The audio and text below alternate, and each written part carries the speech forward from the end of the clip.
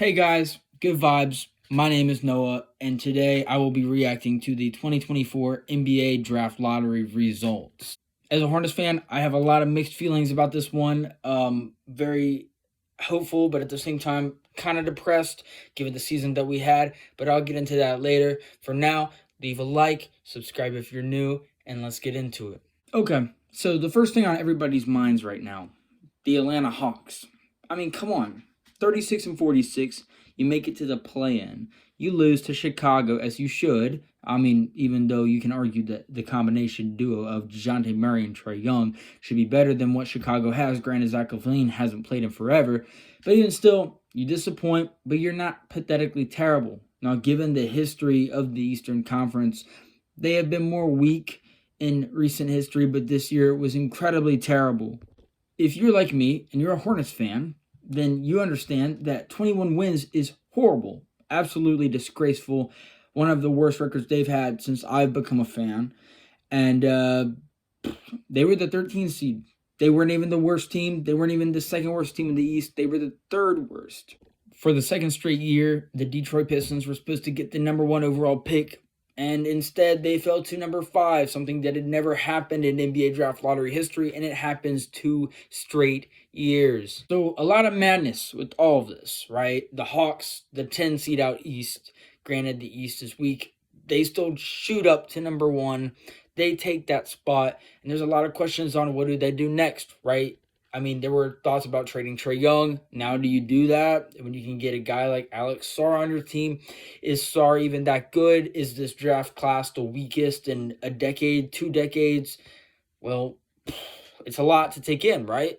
Now, I hope you guys don't mind.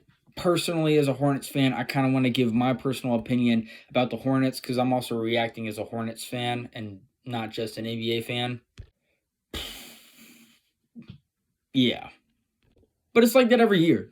Yeah, I wanted the Hornets when they drafted last year at number 2. I wanted them to get Scoot Henderson. I was high on Henderson.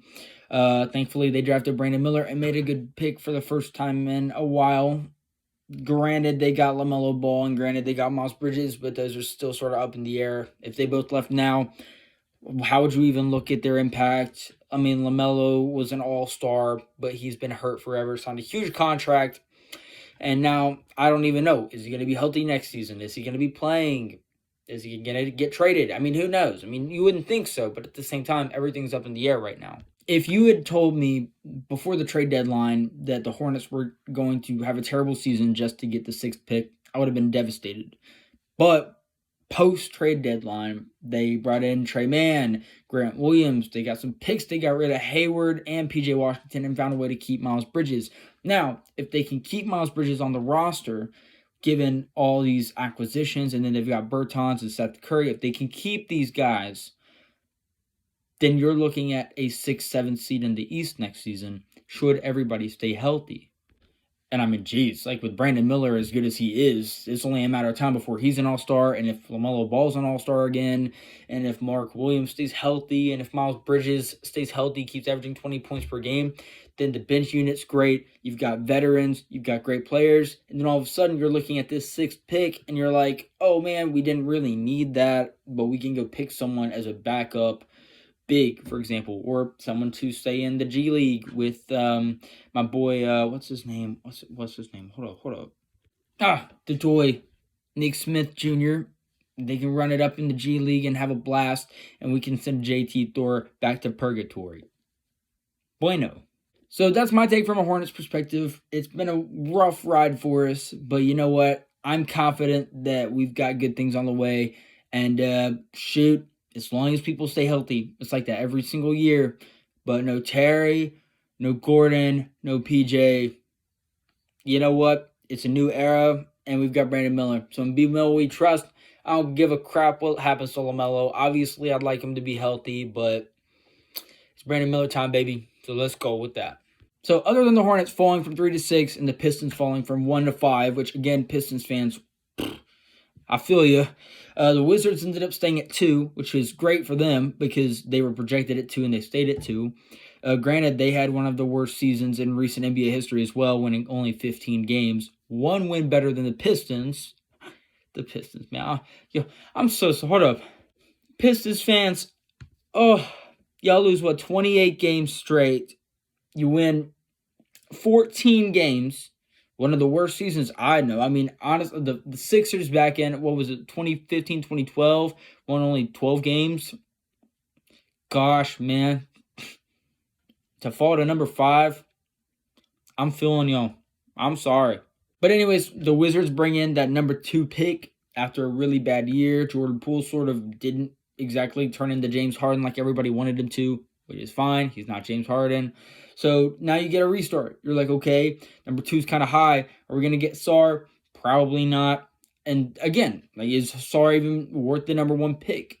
I mean, a lot of people nowadays with the mock drafts are coming in with him at number 1, which again, do we know he's going to be good? A lot of people are comparing him and Wemby because they're both French. They're both big men. They're both tall. They can both shoot somewhat. So there's a lot of talk around Sar. So who do you go with from there? And I don't really know. I don't really know what the Wizards do at this point. They've got a lot to figure out from an organization standpoint as it is. I think the pick of Johnny Davis is still kind of haunting them.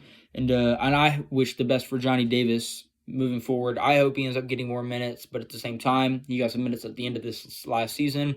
Didn't really go so great. So they have some choices to make.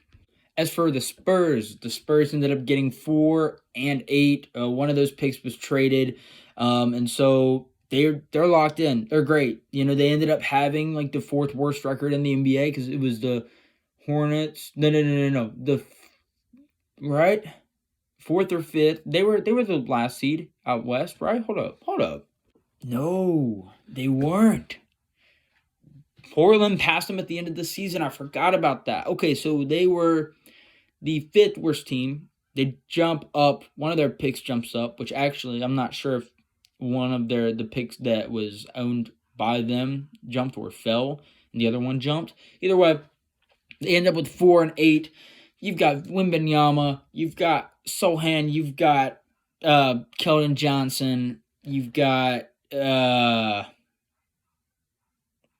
Vassell, and that's it. So you need all the help you can get, which is why it's great that you have these 2 picks, because if one of them ends up being terrible, you have another one. Dub! Okay, I'm sorry for being cringy. That was too much.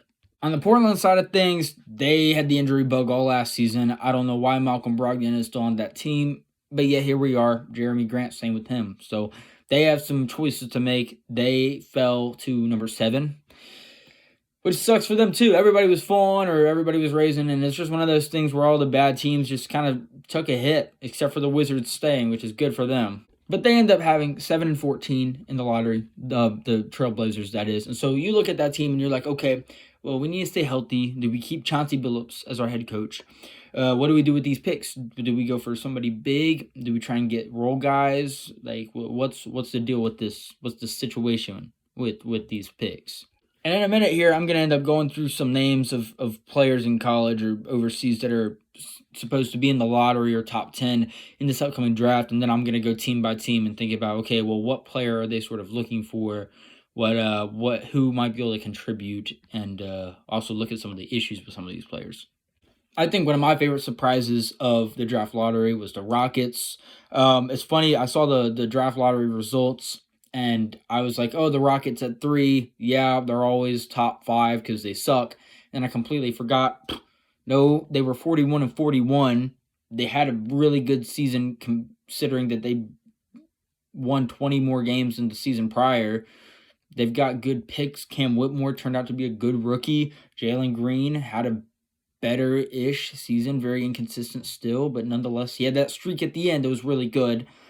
So they end up having 3. And so it's just one of those things where it's like, okay, you were an 11 seed. You miss out on the plan. You're a young team. That's fine. You get a top 3 pick.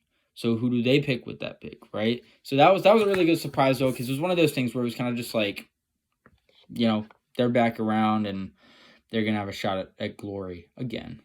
And then we have the Grizzlies at 9, the Jazz at 10, and the Bulls at 11. So that kind of rounds out the rest of the draft lottery besides some of the further teams like Sacramento.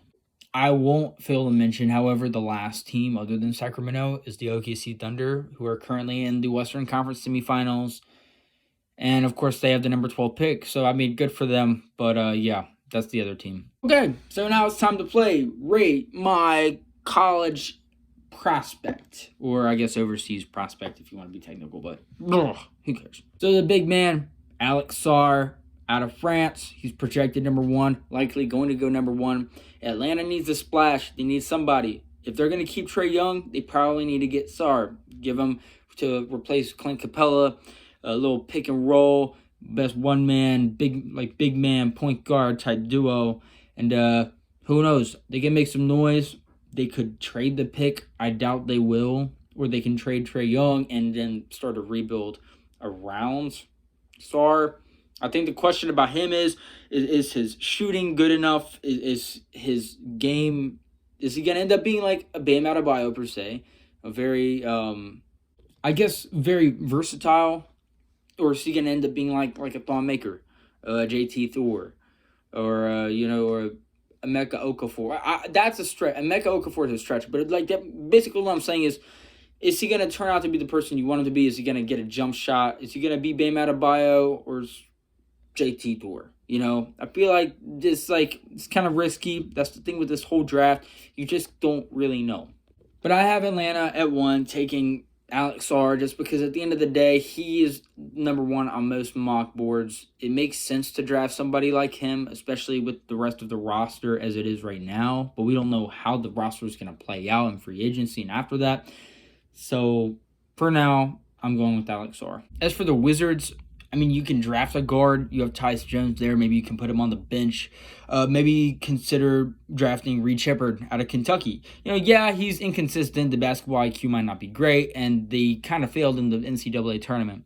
But at the same time, great shooting splits, 53-52 from 3, and 12-5-5 with 2.5 steals a game. So, I mean, honestly, if you want to go that route, you can go that route. Or you can go big and get Donovan Clingham out of UConn. I mean, this is a guy who helped lead his team to the championship.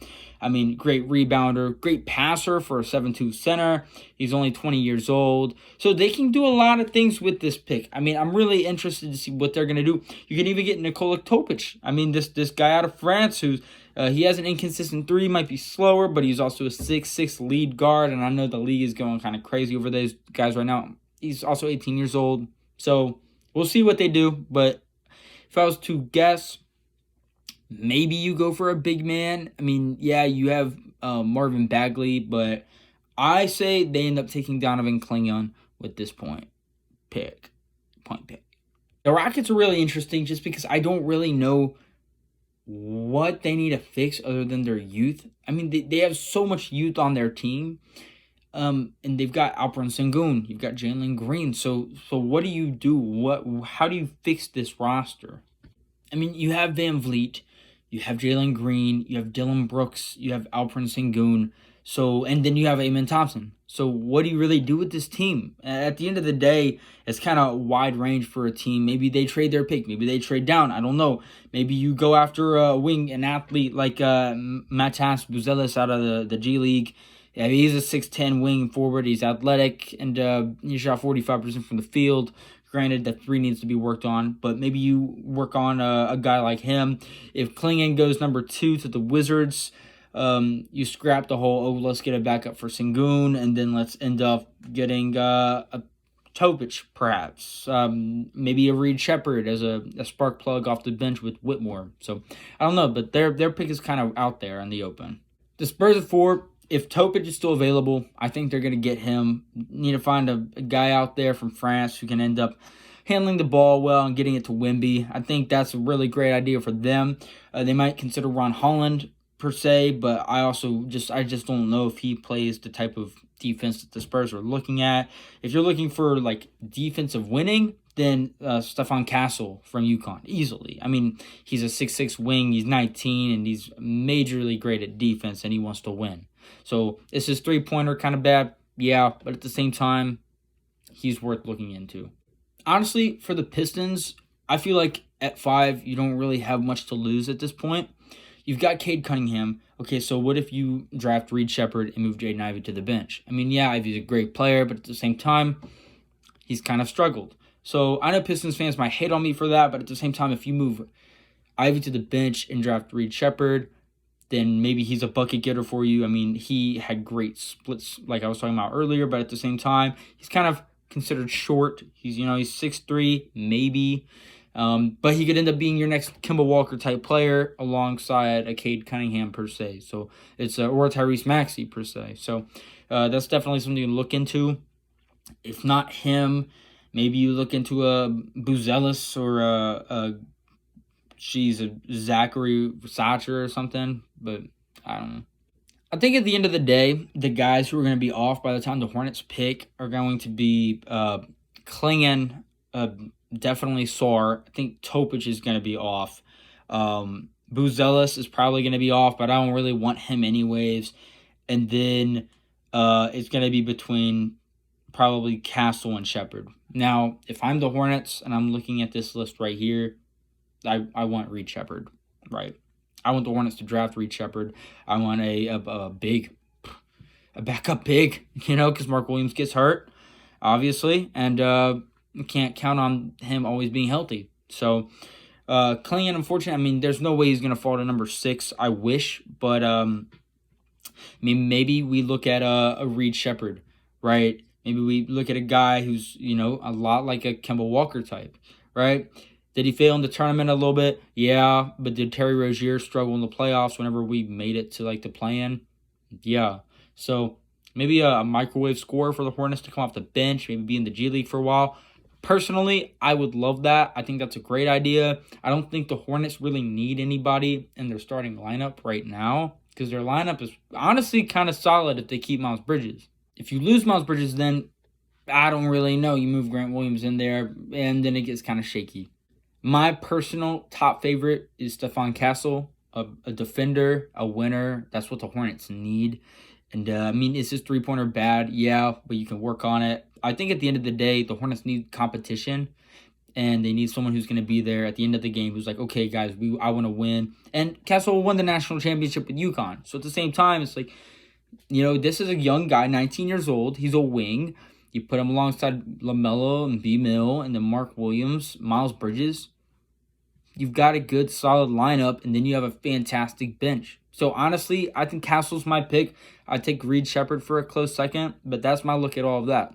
I'm not going to look at the rest of the teams. I do want to make a list of names to watch heading into the draft. A lot of these are the bigger names if you watch college basketball. For one, Bronny James. Is he going to get drafted? Is he not going to get drafted? Second round, first round? Somebody want LeBron? Or are they going to get completely trolled? I don't know. But I'm really looking forward to seeing what happens with that. Another guy, teammate Buddy Isaiah, all right, out of USC, 6'5" guard, 19 years old, has potential, had a bad season at USC. I think he's going to be a good player personally, and I'm interested to see if somebody will end up taking a chance on him. I don't want him to end up like, who was that one guy? On the Hawks. The Hawks drafted somebody who fell on the draft board a few years ago. But anyways, I don't want him to completely collapse. I want someone to have faith in him, and I have faith in him. Another one, Jared McCain. I'm saying this as a Tar Heel. This Dookie right here, he has potential. He's good. He's young-ish. Honestly, I'm taking him maybe late first round. But either way, 15, 20, 22, he deserves to be in the first round. He'll be good. Another Dookie, Kyle Filipowski. I mean, there's a guy who just it's like Grayson Allen 2.0. Where do you put him? He had some holes in his game, definitely showed in the tournament, but he also kind of carried at times. So I definitely think he's going to be in the first round. If anything, he should go before McCain, but that's a conversation for another time. And then we have Zach Edey, right? The college basketball player. Where do you put him? Do you draft him? Do you not draft him? Do you send him to the G League? What do you do with him? And I think that's a really good question, and I'm looking forward to seeing what they do with him in the NBA if he makes it that far, which I think he will, but still. Look, at the end of the day, it's the draft. I'm hyped. I'm ready for it. I'm going to make another video when the draft happens. It's good to be back making videos again, and shoot, these are some of my reactions. Let me know what your reactions are. Again, this is a weaker draft class, and it is obvious.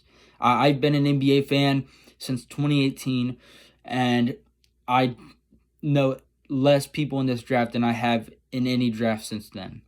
I actually, hold up. Now that I think about it, actually, I knew people in the draft class before I became an NBA fan, the Jason Tatum draft, the 2017 draft. And I knew more people in that draft when I wasn't an NBA fan going into an NBA fan than I do now as an NBA fan. So that's kind of bad. But you know what? I have faith in these college basketball players. They're young. They know how to hoop. They've gone through AAU. Hopefully their bodies don't fail them. And I'm excited to see what the draft has in store for us. But that's all for me, guys. Thank you so much for watching. Again, leave a like and subscribe. These are my reactions. Oh, Hornets. Come on, guys. Let's start winning. Let's get this done. Hawks fans, are y'all nervous? Because if I were you, I'd be nervous too. Because if Star doesn't end up working out, you're not going to hear the end of it forever. Like, it's just going to keep going. It's just going to keep going. I will catch you guys later. And that's all for me. 34-5 Nation. All gas, no brakes. Out.